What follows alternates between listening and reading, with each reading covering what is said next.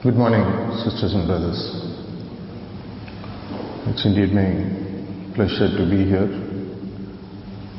and I do understand that some of you would have a preference that I speak in Hindi, but keeping in mind the sentiments that you don't unnecessarily tarnish a language, I would prefer to stick to English. And maybe at a later point of time, I will ensure that whatever I share is available as a transcript which can be translated and shared in Hindi with all of you.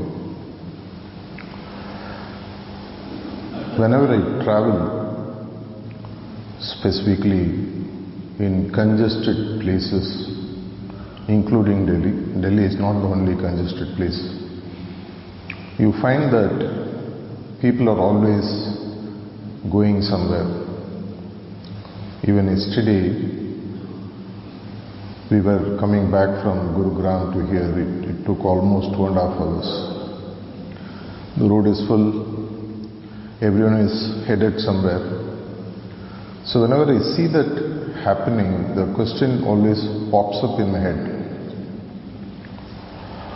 Do we know where we have to go? Are we just running in circles? Or we are very sure where we are headed? Just to give you an example, if you just move out of this ashram and go to the main road there,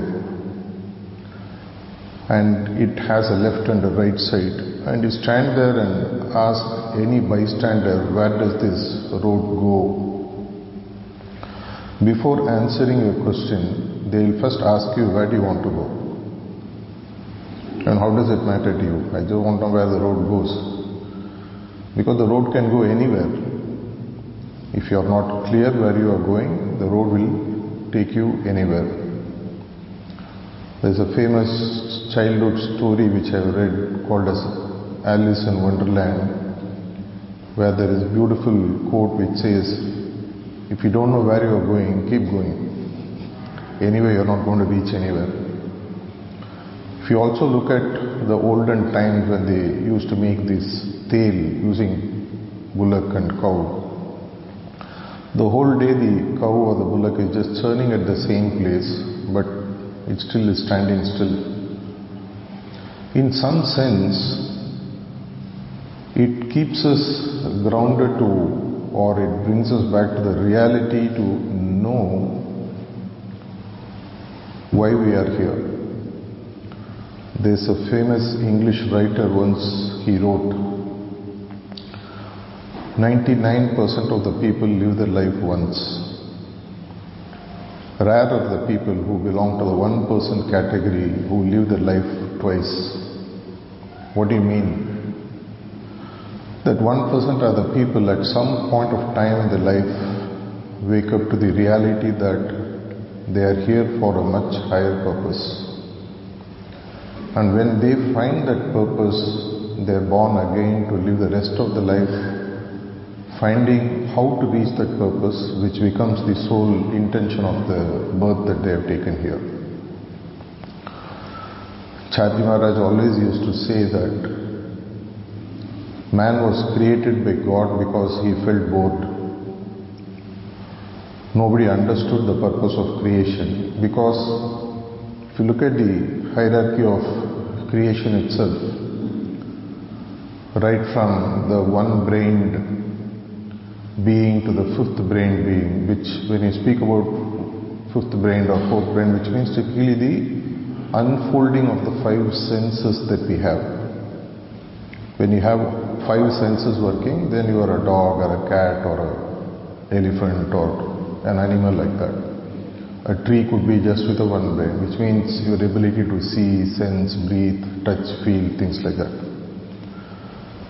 Human being, also known as Homo sapiens, are the only ones given a gift which nature did not give to anybody else, because it was given for a very single purpose.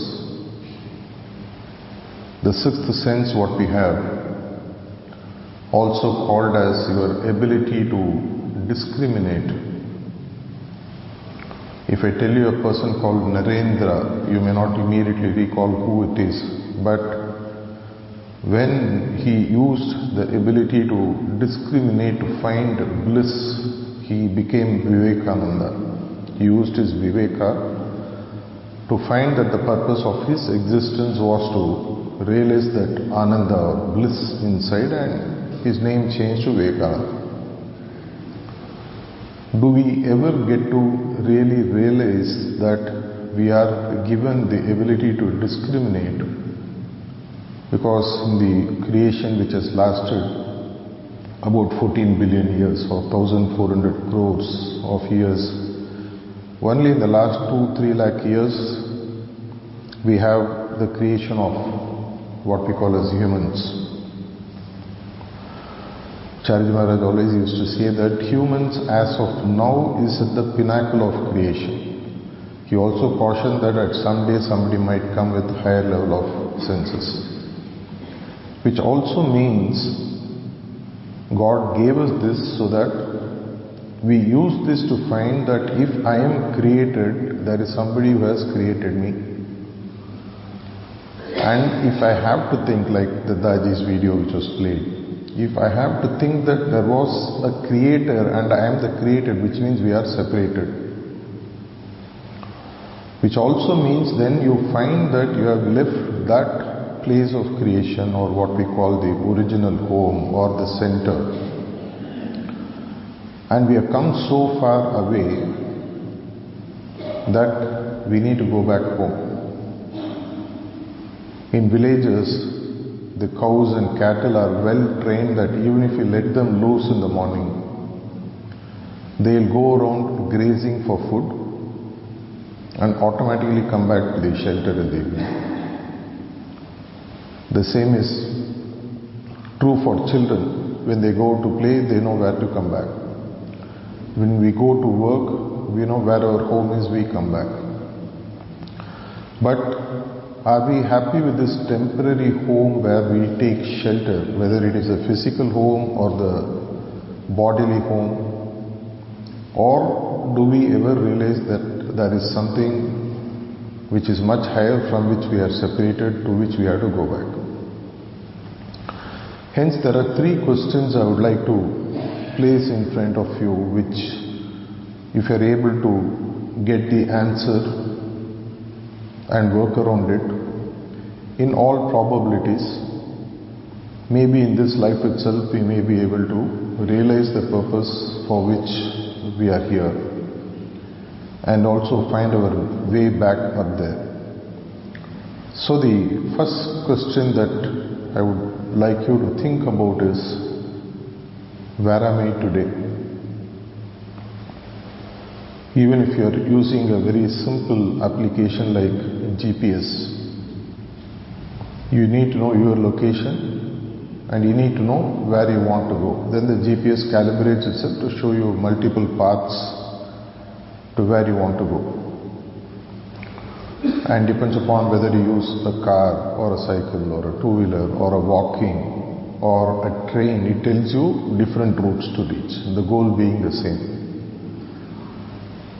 But in our life, we don't even ask seriously the first question till some kind of an awakening that comes in. Where am I today? What is my current location? Where am I today means in this plane of existence, which is the highest created by nature, before we take the flight back home. Are we going around in circles the way people do in traffic every day, or are we clear where we are headed? Which means you need to do a self-assessment. The 8 steps of Ashtanga Yoga, if you look at the 5th and 6th, it speaks about dharana and pratyahara. Your ability to regulate the senses and then a sense of withdrawal for you to contemplate. So the question always comes, what do I contemplate upon? Normally we use this faculty, but we use this faculty mainly for almost 99.9999% of the time for materialistic reasons. No harm. We don't need to keep the boat alive before we reach the other end of the shore. The boat cannot sink halfway through. To that extent, if we use the ability to withdraw the senses, contemplate and discriminate, it is fine. But when we use that faculty of our ability to discriminate and think purely for nourishing the body, nourishing the family, nourishing the place of existence, then in all likelihood what happens is that you keep coming back to the boat, which you call the body. Once we are very clear what is my current position, then the second question comes up. Where should I be going? If you are in a material world, where should I be going? Typically unfolds in terms of the wealth that you want to build. Material wealth, bodily wealth, mental wealth, emotional wealth, those kind of wealths. But fortunately or unfortunately, we never cross the kindergarten when it comes to the spiritual wealth. We have been well doctrined right from our younger days, whether you are born into Hinduism or Christianity or Sikhism or Islam or whatever. We have been told very clearly that there is somebody called God. It's like if you stop your education with just learning the alphabets A to Z, will you be happy? You have to move to the second standard, find how the alphabets will be constructed to make words, then move to the next level, find how the words will be constructed into a sentence, then find how the sentences would be constructed to make into a paragraph, and then find how you stitch a paragraph to make into a story, and then how the story compiles to multiples of stories into a book. The entire process is something similar to moving from our original learning of the alphabets, knowing that there is God. Is it enough? So the second question comes, where should I be going with this knowledge of the basic alphabets? Once that question comes up, the true awakening happens, the search begins. That's why we call all of us mainly as seekers. We are seeking something. The finer what you seek, the higher the revelation of the reality or the truth. If I am seeking to become only wealthy and rich in this world, it unfolds itself. At some point of time, I understand that, as they say in Sanskrit, ye neti, neti, neti, not this, not this, not this. In my career of being a management consultant and coaching a lot of corporate executives, talking to students and doing a lot of connect programs for heartfulness, I have met millions of people. Invariably, all of them are very clear in terms of what they seek at a very low level. But when you start talking to them deeper and keep asking them questions, specifically the rich people I have met, wealthy people I have met, at some point of time they stop chasing money and they start giving back to the world. They become what you call as philanthropists. They say that I have so much money now that I want to do something to make a difference in this world. I always have this question which Chariji Maharaj once asked. Why is it that rich people only start giving after 60, 70, 80? Why not from the age of 20, 25, 30? At some point of time a switch turns on inside which says that this is not the only reason for which you are born. There is a higher calling. And when you get that message that there is a higher calling, and then you redefine.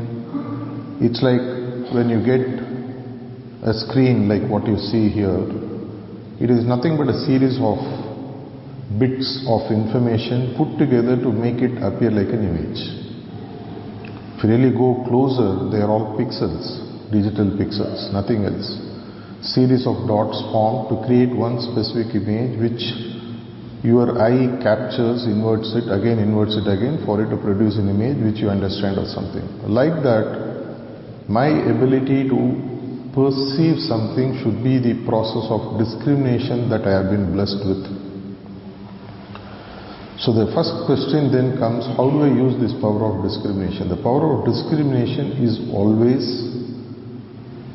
normally understood as going through a duality process. What is good? What is bad?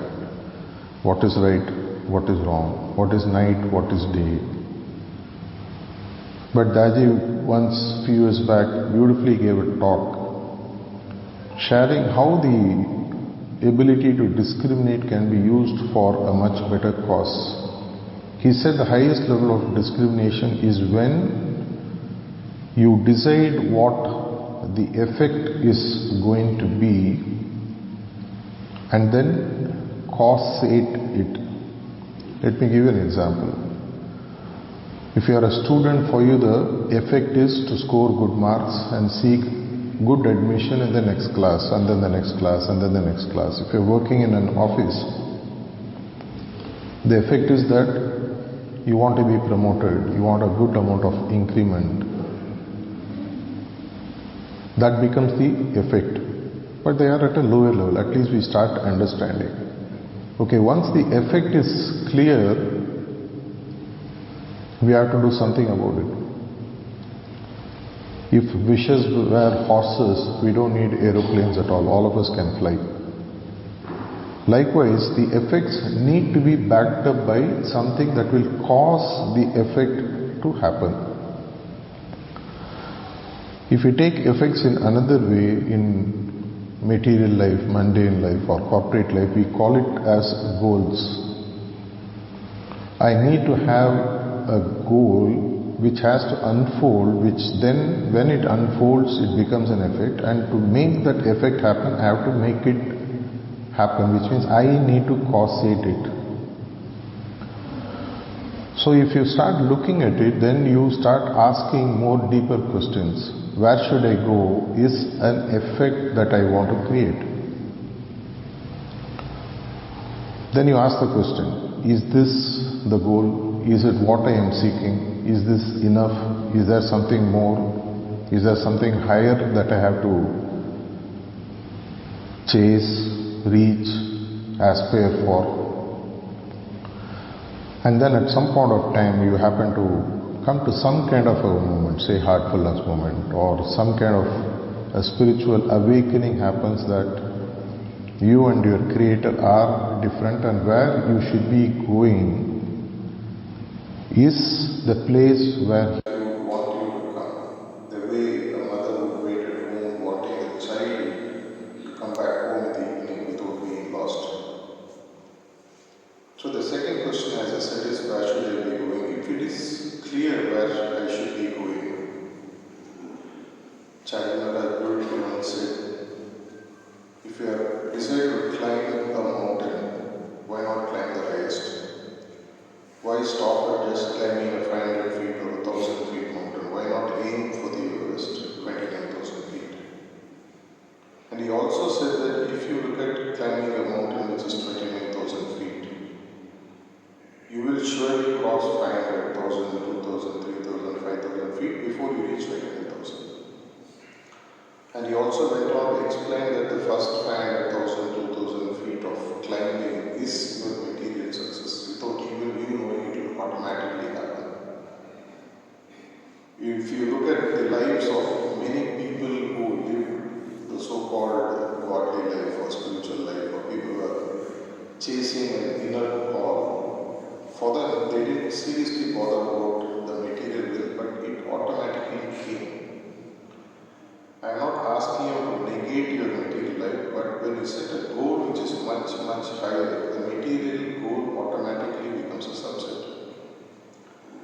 So the discrimination lets me understand that there is a higher goal that I need to set. Once that higher goal is set, let's look at, say, if you're familiar with the literature of heartfulness, you look at what is known as 10 maxims, you look at maxim 3. To fix the goal as becoming one with the highest. That is maxim 3. And then the question comes then, okay, I have understood where I am today. The question next is, I understand where I should go. Then the third question comes, what are you ready to do to reach where you should go? And this is where humans have the ability or the disability of using their free will. Our free will is both a strength and also a weakness.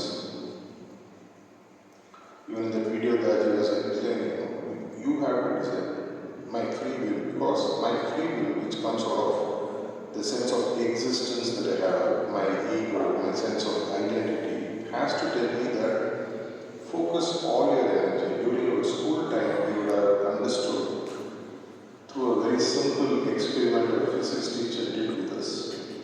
They will give us a little bit of sponge or cotton, and they will tell us that show this to the sun and burn it. We will keep on showing, nothing will happen. And then they will give us a magnifying glass. And we keep the magnifying glass in a specific place, and then the sun's rays focus and then falls on the cotton. It just burns instantly. This is the power of focusing all your energy towards the goal that you want to achieve in your life. So what am I ready to do is about both the efforts and the sacrifices you are ready to do in that path that you have set yourself. Because climbing Mount Everest is not for all. It takes a brave heart to go up there. Even in a place like Noida, in a time like this, we are all cuddling up with so much of dress around us to keep us warm. Imagine at 29,000 feet, it's somewhere between -30 to -40. It's not easy going up all the way. And what do I get there also, other than the feeling that I have achieved something big? That's the path of spirituality for us. Because being in this path starts with a very simple practice of meditation, cleaning, and prayer. The three foundational pillars of happiness movement throughout your life. But as you go into this, you will find that more and more nuances, more and more inputs are added to your practice, which also means there is, in some way, a price that you end up paying for choosing this practice. I am not threatening you, nor am I cautioning you, but normally, like a mutual fund, I am giving a standard disclaimer. They say the mutual fund is subject to market risk.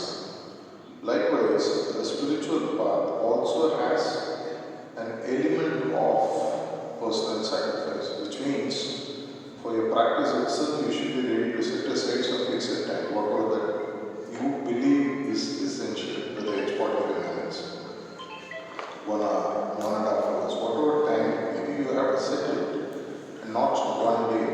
For example, your BMI is, body mass index is quite high, and you want to burn it and get back to shape.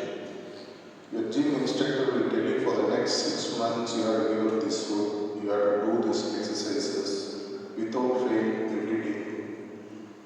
Even if you miss for a few days, it will impact your body. Many of us go through the process painfully. At some point of time we tend to give up. A spiritual process is much more tougher because it's your mental faculties that you start investing. People will ask you questions. Are you mad? Are you old? Why are you seeking now? You should be doing it at the age of 80, 85. It is not for people again. Forgetting that there are a lot of hidden benefits in practice which makes you actually a better rounded personality to face life. Whenever we speak to corporate executives in C Connect or in S Connect, where we speak to college and school students, we tell them that when you sharpen your practice through the heartfulness, it helps you to have better thinking clarity, better decision making ability, better emotional resilience to face tough situations in life. But there will be prices that you have to pay. But normally, even in corporate life, even in the last 3-4 days, I have met several practitioners who are also leading a corporate life.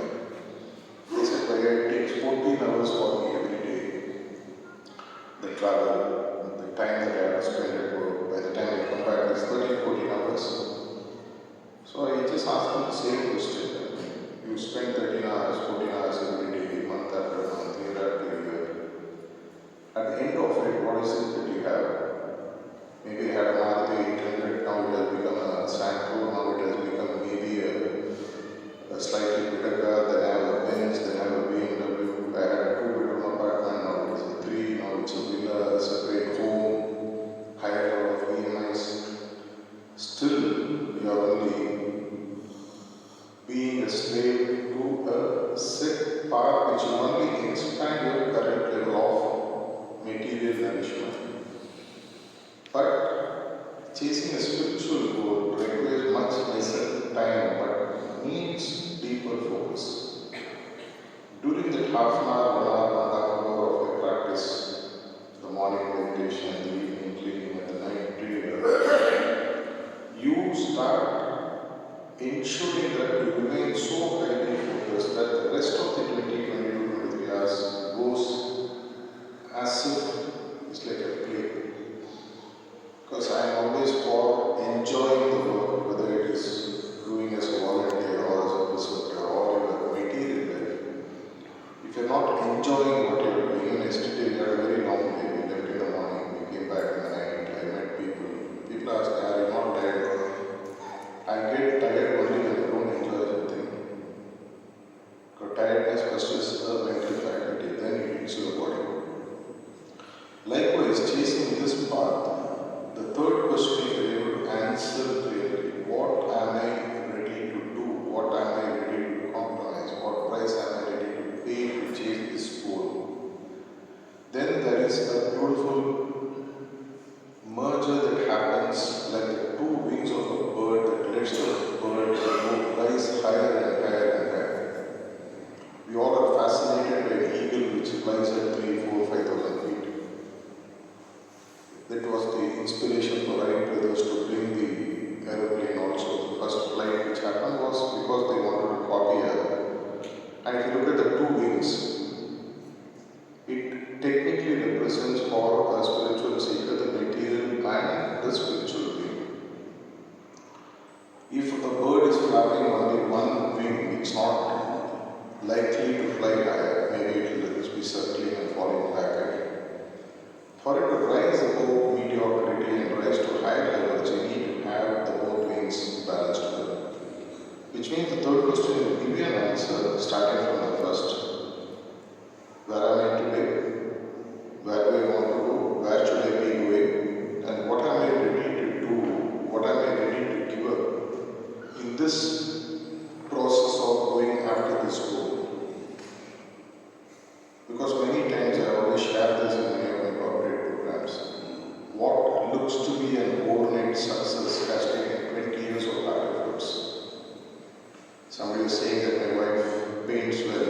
It would take her 20, 30 years of work and refining her talent and compromising on so many other things. But when it appears on social media, whatever, oh wow. But forgetting that it takes tremendous work. The same thing is applicable for our material and spiritual life being balanced as well. It makes you a complete and rounded personality. Something that people would always say, wow, it's so nice, how did you manage to do it? Forgetting that years and years of hard work, compromises, a price that you have given for that happens. So please keep this in mind.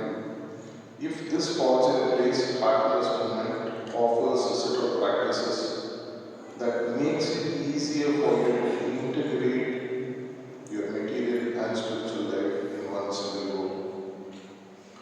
About 1.5 hours of investment in my spiritual side and the rest 22 hours for my normal life, material life, personal life and all that.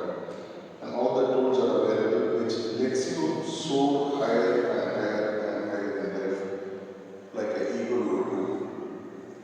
This is the wish of all masters that we all keep soaring. No master would want, no guru would want their chelas or disciples to be failures in life. They want them to be successful both in their material and in their spiritual life too. So I pray that we all apply ourselves, understand the answer to these questions if we have already done, and keep soaring higher and higher till we reach that home from where we all came and ensure that the potential for